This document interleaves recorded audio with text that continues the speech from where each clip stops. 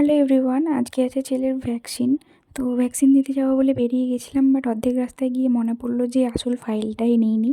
তাই আবার ফাইল নিয়ে গেলাম, গিয়ে ভ্যাকসিন দিয়ে আসলাম বাড়ি। আর বাড়ি আসার পথে আগে ছেলেকে পাঠিয়ে দিয়েছিলাম তার দাদুর সাথে।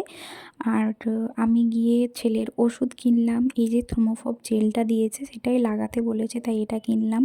আর এই বেবির একটা ক্রিম দিয়েছে সেটাই আমি কিনলাম। দেন তারপরে আমি গেছিলাম একটু বেবি হাগে গেছিলাম। ছেলের ডাইপার শেষ হয়ে গেছে তাই ডাইপার নিতে। তো বেশি না, 10 মিনিটের জন্য ছেলেকে আগে পাঠিয়ে আমি বেরিয়েছিলাম।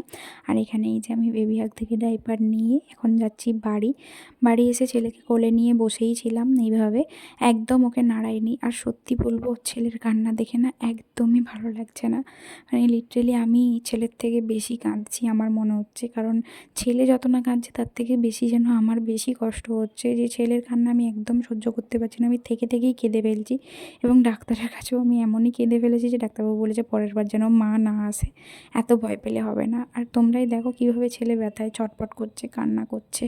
এই রকম দেখলে কি ছেলেকে নিয়ে থাকা যায় বলো?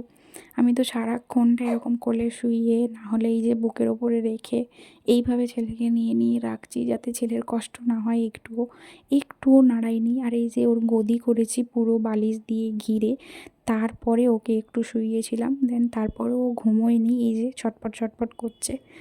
তো যাই হোক, আমার ছেলে যেন ভালো থাকে এটাই চাই।